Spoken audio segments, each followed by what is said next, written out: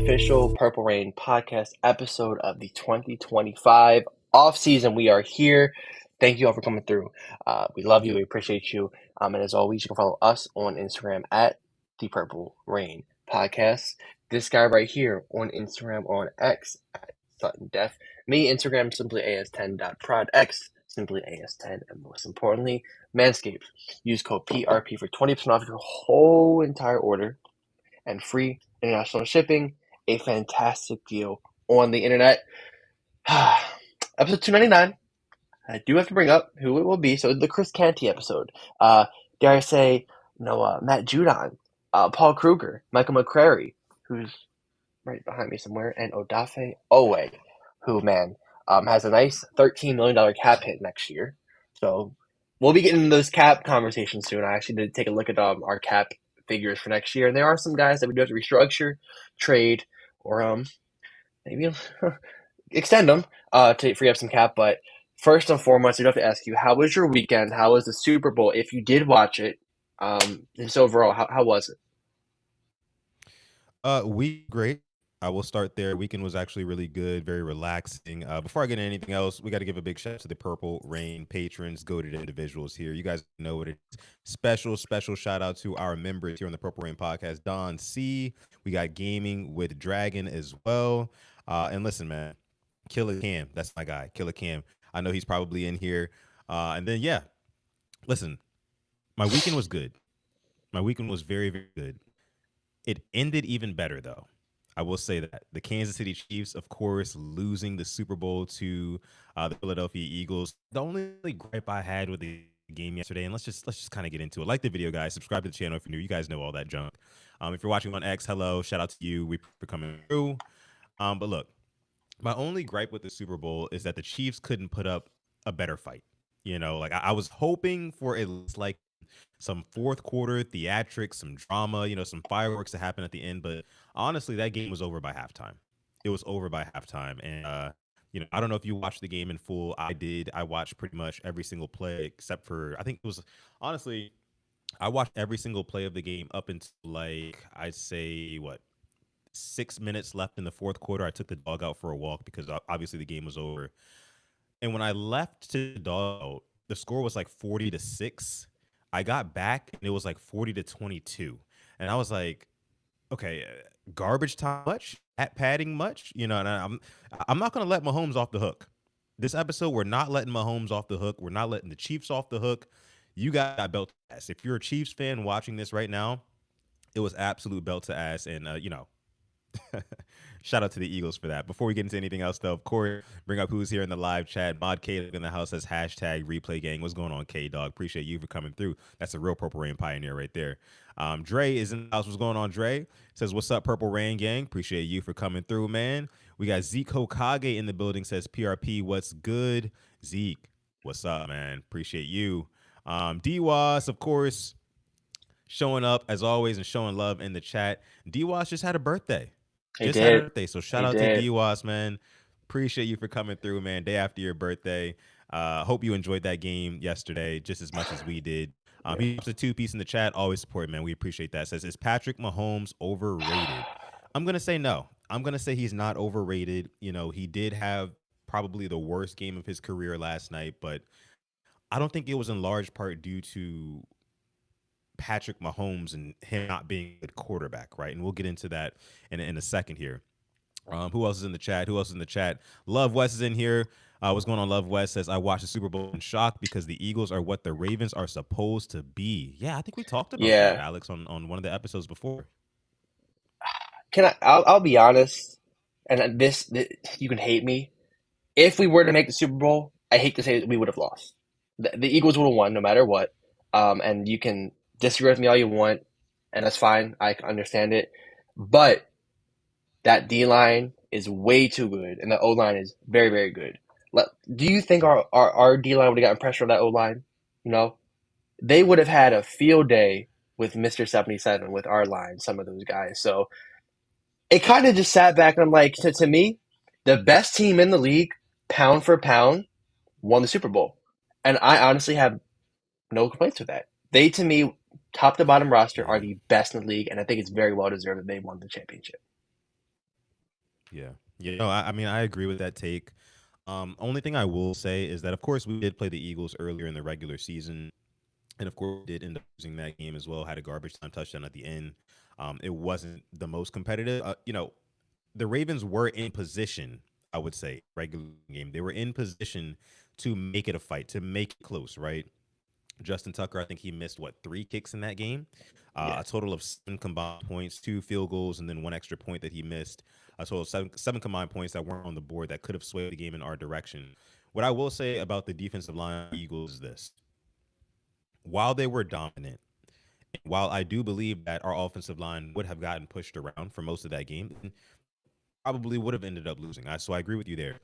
The Ravens would have made it a much better fight.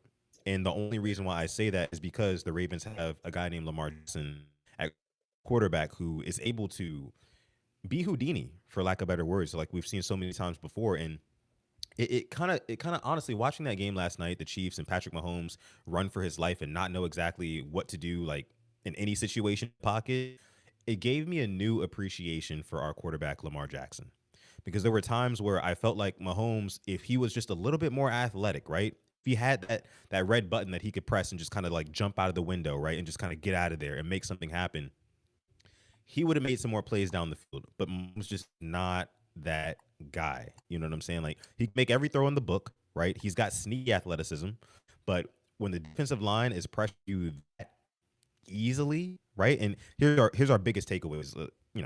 Surprise, surprise. First segment of the show, the biggest takeaways from yesterday's: the Eagles won that game because they were getting home with four. They were rushing four, and they were getting after not Lamar. They were getting after Patrick Mahomes.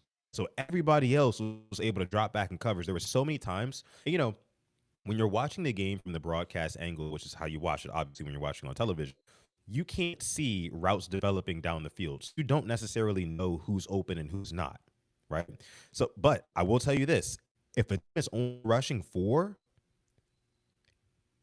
no one's going to be open. If they're only rushing four, and the pressure is in the quarterbacks, there's very seldom is a receiver going to be open downfield. And a lot of times you saw Mahomes kind of holding on to the ball, and I'm sure Chiefs fans were screaming at their TV, "Throw it, Mahomes, please throw the football." No one was open, right? They were getting pressure with four, and that's ultimately why Mahomes was not able to do anything in that game. So, uh, yeah, that was probably one of my biggest takeaways. Love West says here the Eagles rush better with four than us with six. It is kind of sad. Yeah, I mean, you gotta tip your cap to the Eagles defensive line, right? It's the same thing the Buccaneers did in 2020. JPP, Shaq Yeah, Barrett, Vita Vea, and Ndamukong Suh. That was the same thing they did, and that's how they beat them. Those four guys made Mahomes' life a living hell, and last night, the same thing, the Eagles kind of followed suit. Gronkowski brought it up. He's saying the way they beat him was the same way we beat them in 2020. Just have him, make him have no time, pressure the life out of him, and he didn't do anything. Obviously, they got the deep balls to Worthy that, garbage time, which is cool, I guess, but the game was over by then. But I do want to just kind of give us a kudos and a shout to just the Eagles. Their run game wasn't going, but they still found a way. Which I said to take the Saquon under. He had like 50 some yards rushing, but yeah, Hurts wasn't making. Well, he made the one interception, but outside of that, he was making the right throws. Throwing to the open guys, not trying to be Superman. Ran when he had to. He just played smart football for about 95% of the game. The one bad play was interception. But outside of that, that's how you win these games in the playoffs. You minimize your mistakes. So, seeing them get their home before the Eagles, that is, it did hurt. But man, I do want to just kind of. We had a Chiefs fan here talking about a four-peat, bro. Talking about a four-peat. mm, I remember. Yeah, Don't count your chickens before they hatch. Is all I'm gonna say. And like, I yeah, get you went back to back, but they deserve that humbling. They really did. I enjoyed every single second of it. That's just the beauty of sport. You can't make it up. And I hate to say it, but like they weren't a 15-2 team on paper. It was bound to happen, and it happened in the biggest game possible. Everybody knew what they were at a point. They were barely squeaking out games, weren't putting up 30 points. And when they came against a team as dominant as the Eagles, it really showed. So they have a lot of soul searching to do in this offseason. Mr. Perfect Travis Kelsey might not be back. They got a good amount of free agents, wide receiver wise. That whole receiving core might look different next year. Worthy and who else? So yeah, um, happy trails to the Chiefs. Yeah, yeah. Happy trails to the Chiefs. Three-peat hopes. I don't know if you took a victory lap in watching First Things First on Fox Sports One today. I did not. I did. I did not. Yeah, you got to tune in. You got to tune in. They really gave it to him. Kevin Wild and Chris Broussard, they really gave it to Wright today, and it was absolutely just glorious to watch because Nick Wright, and just not to go off on too much of a tangent about him, but he's been on his high horse as a fan, as probably one of the most prominent Chiefs fans aside from like Taylor Swift's and the likes of people like that. One of the most prominent Chiefs fans in media the past couple of years, right? And just to see kind of like the sad sack that he was on national TV today, right? And just the whole pie that he had to eat in front of the entire world. It was just it was glorious to watch, man. I loved it, every bit of it. But again, getting back to the big takeaways from this game, how can we make this about the Ravens, right? How can we Yeah, make this about the Ravens? Because this is a Ravens podcast, of course. Kind of piggybacking off of what we've been talking about the past couple of minutes, right? And by the way, guys, this is not going to be a super long episode. We're going to hit our points. We're going to get at you guys here. But listen, a big takeaway from this one for me, right? We talked about the Eagles' defensive line and how dominant they were in the trenches for all four quarters, right? Not letting Holmes have an inch.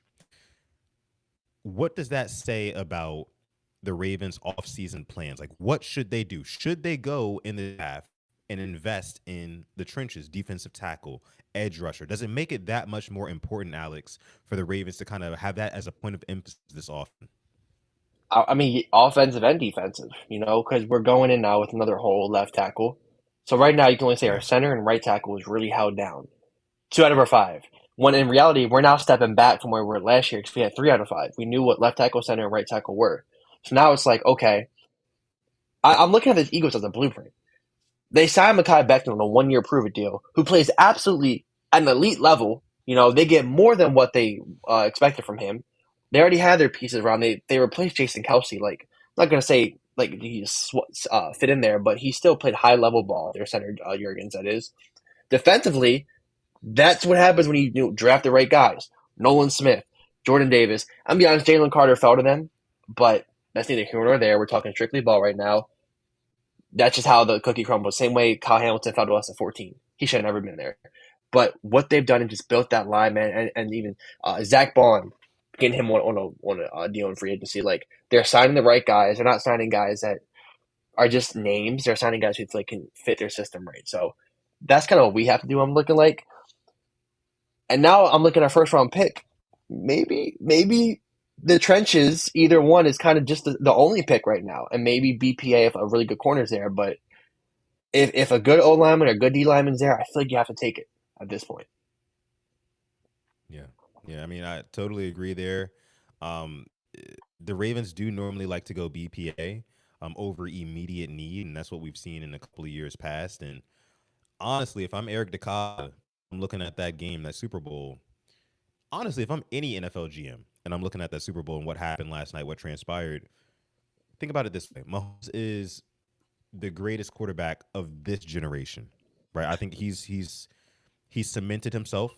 3 rings in his first however many seasons. I think 8 or 9 seasons. I think he's played so far. The guy's been really, really good, right? So all you can really say that like formula to beat him is what we saw in 2020 and what we saw last night. And as Modi is dropping the super chat donation here, making a rain on this episode Thank you. 299 PR. Thank you so much, as Modi. We appreciate you, brother. Says yes, I've said it for years. Tampa won the same way. Uh, Ravens staff pay attention. Yeah, that's what we're saying here. That's exactly what we're saying. I think it's time. I love Travis Jones and Namdi Madubuike just as much as the next guy. But when it comes for me, I'm looking at edge rusher, right? And this was one of the reasons why my knee jerk reaction to Myles Garrett requesting a trade was like, hey, let's do what we need to do, go out there and get this guy, right? Even though I know that probably won't happen because he's in division and yada yada yada, right? But I think Dre brings it up here. Thank you again, Modius, for your chat donation. We appreciate you, true Purple Rain pioneer. Says our pass rush seems really good at the beginning of games, but as the game Hmm. goes on, it out sometimes, and that is absolutely factual. Actual factuals here from Dre. I appreciate you bringing that up. Yeah, when I'm looking at pass rush, I'm looking at an edge rush. I mean, that's why I told you last week, Alex. For me, first priority in this draft needs to be edge rusher. Take a swing, man. Take a swing. Done it away. That didn't really pan out the way that we wanted it to in terms of having like a game wrecking edge, somebody who's going to really put pressure on the quarterback. Because honestly, like I said, I love Travis Jones and Namdi Madubuike, but imagine having a consistent dominating force that offenses have to literally allocate extra resources over to that edge rusher, and that's going to free up multiple opportunities for guys like Namdi Madubuike, guys like Travis Jones, and the like. So again, like our guy Asmodia said, I hope the Ravens front office is paying attention to what just happened last night, because that is the recipe, that is the formula. As good as your quarterback is, you saw it last night, Alex. As good as your Yep. quarterback is, it does not matter if the defense can get after you with four. It doesn't matter. Your quarterback's going to be neutralized. Your entire game plan is going to be neutralized. Yeah. I just forgot to mention Josh Sweat, who had a really good game as well. Yeah. And you look at this Ravens team, it's just the whole dying out. Yeah, I'm thinking about the Bengals game Thursday night. Burrow drove down the field. We had him there, 4th and 10. Steps up, makes a play, first down. Like they went out there and scored on us that final drive. We just stopped on a 2-point conversion. Like the defense really wasn't able to stop those drives to get that big sack that we needed. I did see one name I'll throw out there. Micah Parsons is another one, along with your Max Crosby, along with your Myles Garrett, that could be on the move. And if that's a lot more doable than Garrett, Parsons or Crosby, because if I'm looking at Parsons in this win now mode, you just saw your biggest rival win the Super Bowl, and you have your team hiring a coach that mainly got it because of the last name. Like, where is the future for the Cowboys? And I saw him, trying to tell Derrick Henry that, oh, like if you are you gonna pull a shady and go to the Chiefs and get that ring? And Henry's like, no, like I'm playing with the quarterback. I want to play. Crosby, how about you come to a contender and join Derrick Henry at this point? But you got to have one of those premier edge guys out there, and to me, taking their swing on that D line, because after Matt Abike and Jones, it's a little bit spooky, especially with Pierce mulling retirement. Some people are saying Brent Urban, a free agent, and Broderick Washington not living up to the contract we gave him just last offseason. You have to make some more investments there. Yeah, absolutely. Kanan Ricketts saying here, Crosby would be nice. I see Jabari Cruz Ellis is in the house as well. Shout out to him. Appreciate you for coming through. Also mentions Max Crosby. As Modius brings up Khalil Mack as a potential suitor to Ravens as well. Yeah, I mean this is where we're at now. This Ravens team. I think that this year we felt like we had enough, right, to make it to the game that was played last night in New Orleans. We didn't make it. We ended up falling short. But again, the missing piece in order to make this Ravens team as dominant as some of these other teams that are winning Super Bowls, right, is shoring up those trenches. It really is, and we suffered with that early on in the. I think that the combination of us suffering on the offensive line with the likes of guys like Daniel Falele, and then Patrick McCarr wasn't really playing well in the early on in the season, and really not too much throughout the season as well. With those struggles, right? Hold on. Yes, second. I got a phone call to my Mac. My bad. Can you Classic. still hear me? I can still hear you. Classic. Can you still hear me? Yep. Okay, cool. All right, yeah. You know how it goes. So, but yeah, what was I saying? Yeah, I think the combination of the struggles of the O line and then also the defense going through growing pains with Zach or early on in the year, that was what really kind of put us behind the eight ball and knocked us out of contention for a first or maybe second seed to have more opportunities to have home playoff games, right? So maybe we could have been in a position to play the Chiefs again in the AFC Championship game and potentially beat them, because I think that all things considered, I know we didn't beat the Bills, but I think that we could have beaten the Chiefs in the AFC Championship game if there were to be a rematch. And hindsight is 2020, and if it was a fifth, we'd all be drunk. I get all that, right? But the thing is, we have to put ourselves in position early on in the season. I think what that looked like, making sure the trenches are shored up, making sure that Lamar Jackson is protected from point A to point B, and from season start to season end, and then also making sure that we also have a sufficient enough pass rush that does not die out later in these games. Man, that's so important. It's super important. So, Also, making sure your move. kicker Yeah, isn't go a ahead. making sure your kicker isn't a freak and making his kicks, which ultimately costs you a higher seed. I'm not letting him slide on that now. But maybe if your head wasn't elsewhere, you'd be making those kicks, number nine. But yeah, we can move on to the next Very topic. valid. I'm Very sorry. valid. Valid. Very, very valid points. It'll be interesting to say the least to see how that Justin Tucker fiasco unfolds over the course of this off season, right? So, Yeah. all right, but yeah, June 1st. The get it. June 1st is looking like when it'll get cut because we'll save 4 points on $1 million compared to now we lose 600K in cap. I read up on that today. Yeah, Um, they might wait till then, but my thing is I feel like more stuff might come out where it's like kind of you got to release them now. But I think that's what they're waiting to do is just wait till that post June 1st. yeah, yeah. And like I said, we'll see. The Ravens have said absolutely nothing. They've held their cards very, very close to the chest on this whole Justin Tucker situation, and yeah, we're just gonna have to wait and see. We're gonna have to wait and see. But you make a good point, though. I mean, if his head was in the right places, then maybe we would not be in the positions that we were put in this season, right? So, okay, getting on to the next topic. So Jalen Hurts won Super Bowl MVP last night, and just going over Jalen Hurts' stats from last night's game, he was 17 for 22, 221 yards passing, two touchdowns, and he also had 11 carries for 72 yards and a rushing touchdown, a tush push early in the game, averaging 6.5 yards a carry on the ground. Um, this was, I don't want to say a masterclass performance by Jalen Hurts, but it was a very, very good performance, very, very solid performance from him. He did what he needed to do throwing the football. He did what he needed to do running the football as well. Limited the mistakes. Of course, had that one in the first quarter where Spags drew up a really good blitz. Guy came through the A gap. I want to say it was Nick Bolton, and Jalen Hurts just kind of left it out there, a deep ball, and ended up getting picked. But after that, I mean, the guy was just, for the most part, he was just absolutely solid, just rock solid. So the question is, and before we get into that, we have another super chat donation from Asmodeus. Thank you so much, Asmodeus. We appreciate Hold you. on. Thank you. Thank Again, dropping the two piece in the chat says, "Screw optics. Do what's best for the team." Yeah, I mean, yeah, I agree. He's talking about the Justin Tucker thing again here.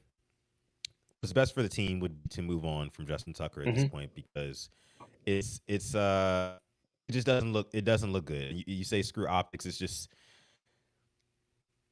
there's a reason why the greatest kicker of all time, at least in our estimation, or I'll say the best kicker of all time, just statistically, right?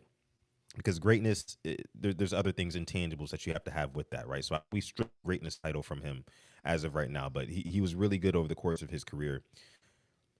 When you have those sort of like, for lack of better word, demons, right? It's better for a team like the Ravens or any team to just let him go, just let him.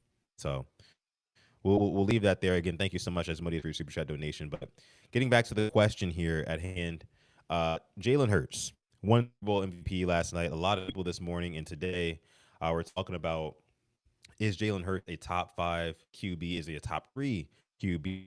Alex, what say you on the whole Jalen Hurts top five, top three combo? Top five, 100%. I'm not gonna argue with that. Um, that man did it in the biggest game possible.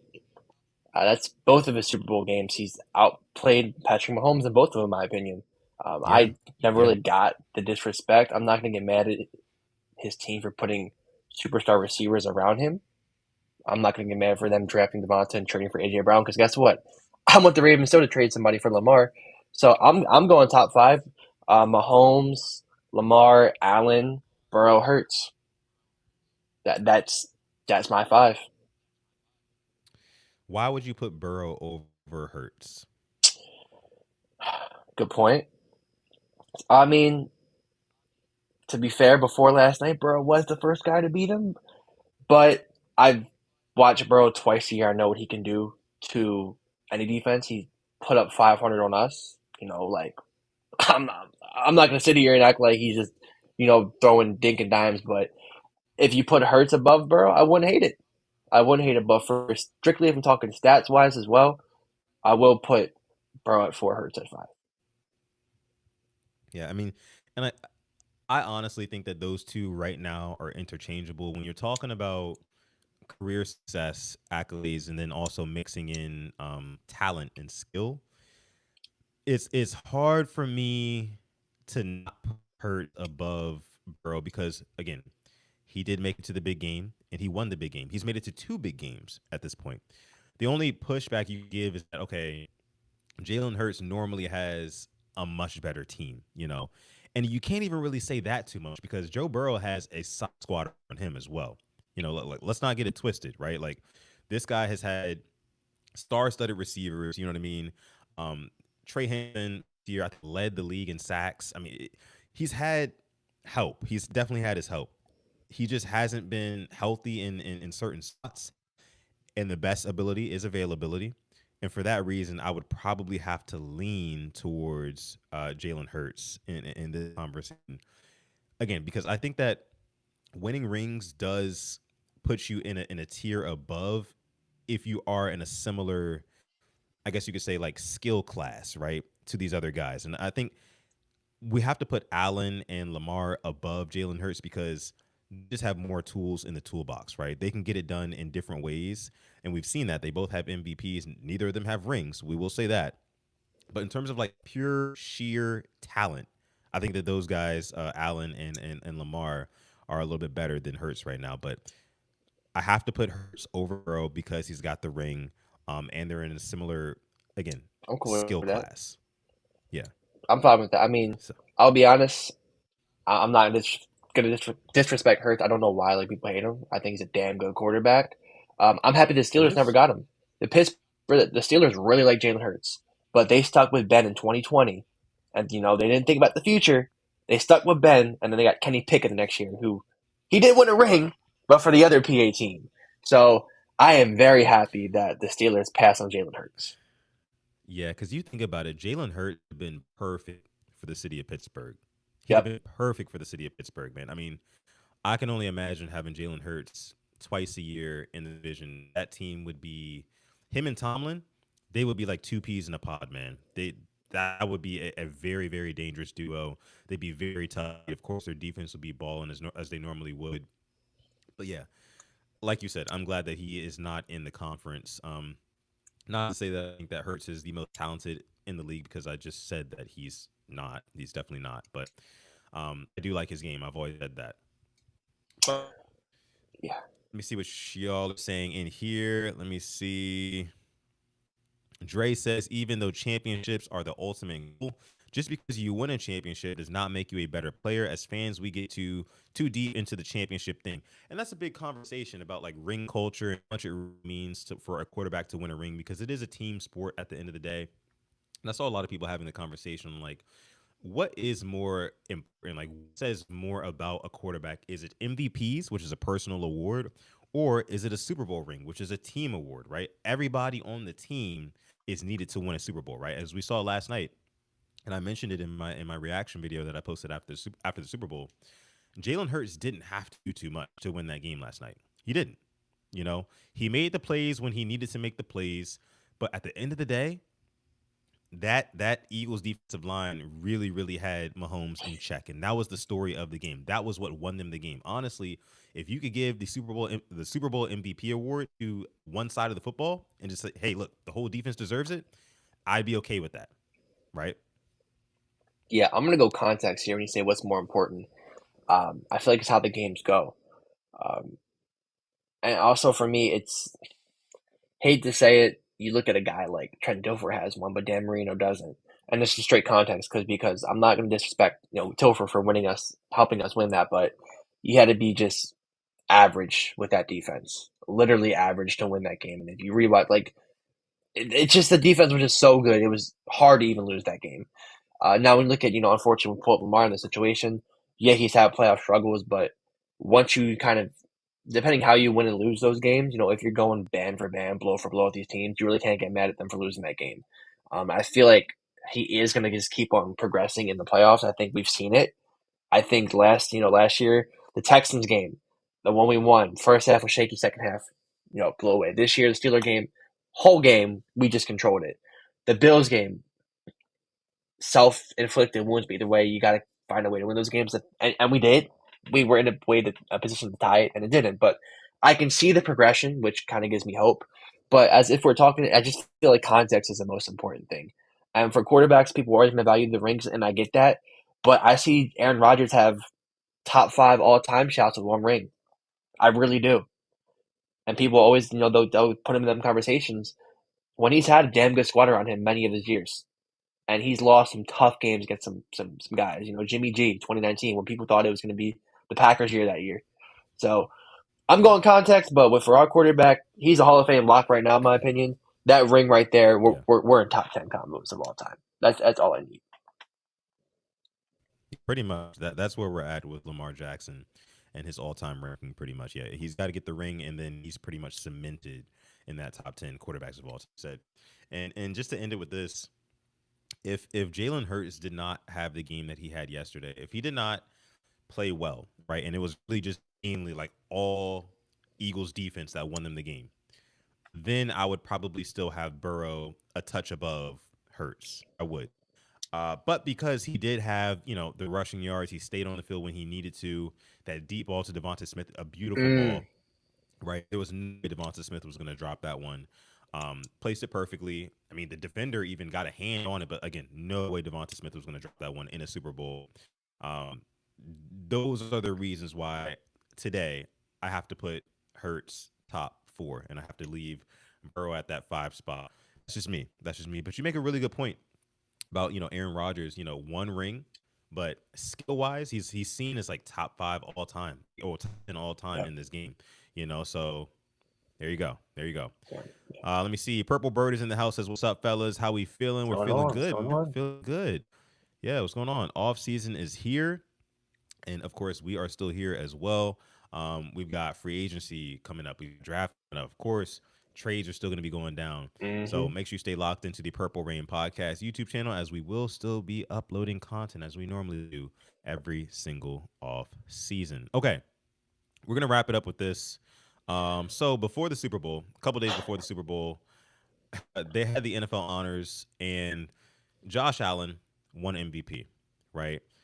Much to Ravens fans' chagrin, Ravens fans like myself, I was not very happy about that. I thought that Lamar Jackson definitely earned another MVP after having the historic season he had, like quite literally his historic season. Um, but this year we learned, and I want to toss it to you, Alex, but this year we learned that the voters of this award, they over they Yeah. overthink it way too much in my estimation, right? Like everybody knows, like all the players that you hear talking about it. I mean, Shannon Sharp, Deion Sanders, Ocho, they talked about it. Every all the players that you hear talk about it, they're like, yeah, I was shocked, that Lamar Jackson didn't win it, right? Because you just use your eyes, right, and you look at what these quarterbacks are doing on the television screen, or if you're watching in person. Lamar Jackson is better than Josh Allen, and that's why he won the All Pro. But this year, we're saying that, oh, Josh Allen was more valuable, and we're putting emphasis on the word valuable when every single year is literally just like, okay, eye test, who's the best quarterback. We already know it's quarterback's award, but normally it's just eye test, who was the best quarterback. Okay, you got MVP. That's what it's always been up until this year, and that's only because Lamar Jackson has 2, Josh Allen had 0. So they had to find a way. They had to find a way to justify giving Josh Allen his first MVP over Lamar Jackson. But what was your estimation? What were your thoughts after finding out that Josh Allen was winning the MVP? There's a lot of people who their vote should be rescinded from them. Um, Jim Miller, whoever you are, voting Lamar fourth. 41 touchdowns, 4 interceptions. You're letting a guy who had 22 tackles, more than me and you together, and he played a whole NFL career, have a vote. Who was banging his coworker at work, which is just fine, by the way. A lot of joy there happening. and had a clear bias against Lamar all year. Darren Orlovsky, who was on the Bills' payroll, he's on the payroll. That is like giving Rod Woodson an MVP vote. He is on the Ravens' payroll. Is there not a conflict of interest there? Is there Yeah. not? Is there not? What I'm gonna do is he can have it. I'm happy for him. But Lamar Jackson had one of the best seasons of all time, and that's an ode back to Mister West. Um, Yeah. Yeah. I I looked at who voted for Lamar Jackson.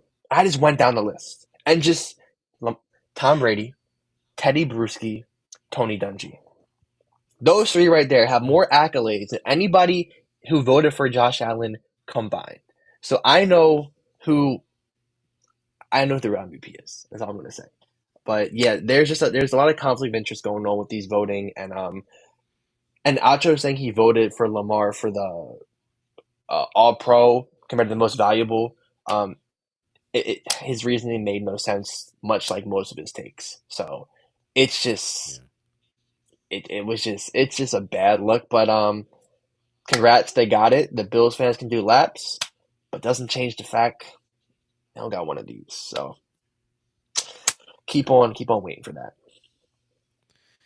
Yeah, it's just to me, and I tweeted this the other day. I was saying that, like, okay, you want to say Josh Allen, you want to do all these mental gymnastics to say why Josh Allen was more valuable, quote unquote, valuable than Lamar Jackson this year. Fine, that's cool. In a lot of ways, I can see it. Like Lamar Jackson, 9 Pro Bowlers, Josh Allen, 2. You know what I mean? Include himself. Only had his left tackle, Deion Dawkins, go to the Pro Bowl. Sure, if you want to say Josh Allen was more valuable, go right ahead, right? That's never really truly been what this award has been about. It's always been about who's the best, right? And this year we're separating between All Pro and MVP. So in my estimation, to me now, All Pro, first team All Pro for quarterback means more than who wins the MVP. Honestly, if we're ranking it, because long MVP has been at the top, the cream of the crop, top of the mountain. That is the highest award you can get outside of a Super Bowl, right? Now, I think that award has taken a step back. It's taken a hit to his reputation. I truly do believe that. I believe somebody said it here in the chat. My guy Dre says it's a pity award. When Embiid won MVP against Jokic, the numbers were there. For nothing was there literally. Yeah, it's just, again, if Lamar had no MVPs going into this season, we would not be having this conversation, right? Because he'd have one right now. He would have gotten his first one on Thursday. I don't know why it's so hard to just admit, for the Dave Lofskis of the world, for the Emmanuel Achos of the world, everybody else, right? The Jim Millers, right? To just admit you wanted to give Josh Allen an MVP because he didn't have any, and Lamar Jackson already had two. It's okay to just admit that there was voter fatigue, right? Tony Romo mentioned it in the regular season, one of the final regular season games. I think it was Bills versus somebody, right? He mentioned it. He said it's just human nature. It's just quite literally human nature to want to give the award to the guy who's never won one before, right? He's right there. He's been knocking on the door, right? Josh Allen's been knocking on the door for the past couple of seasons, right? But they've given it to Lamar Jackson because Lamar Jackson, at the end of the day, he deserved it. He deserved it. When you watch the eye test, he deserved it. But this year, you watch the eye test, you look at the numbers, Lamar Jackson deserved the award. And not to take anything away from Josh Allen, because he had a great season too. But it simply was not enough. And you can ask guys like you said, Tom Brady, guys like Tony Dungy and the like, right? Those guys know what the hell they're talking about. They know what they're seeing. They are the greatest football minds to ever exist. Yet, like you said, you got guys who have 22 more tackles than me, you, and everybody else watching this stream right now, who get to really sway the votes in whatever direction they want to. Who is appointing these guys? I don't understand. I don't understand. So my final analysis, and before I toss it back to you for a final word on this, is that here going forward, I'm putting more stock, for me personally, and nobody else has to feel the same way, but I'm putting more stock into the All Pro, first team All Pro quarterback than the MVP. We know it's going to keep going to quarterbacks, but I'm putting more stock into the first team All Pro. I can't argue with that there at all. And just going back, like the way they were downplaying all of, you would think the Bills were just not a good team the way they were talking about his teammates. Oh, he has nobody. Mm, Mm, that line's a lot better than ours. I'll tell you that right now. That line's a pretty good line, and acting like Khalil Shakir is just Mike Campanera out there at this point. Like it was just they were just downplaying their own team to uplift their quarterback when Ravens fans out here celebrating Rashad Bateman's success, celebrating Zay Flowers, 1,000-yard year, celebrating the first ever Raven receiver to make the Pro Bowl as a receiver. We weren't putting down our right. players.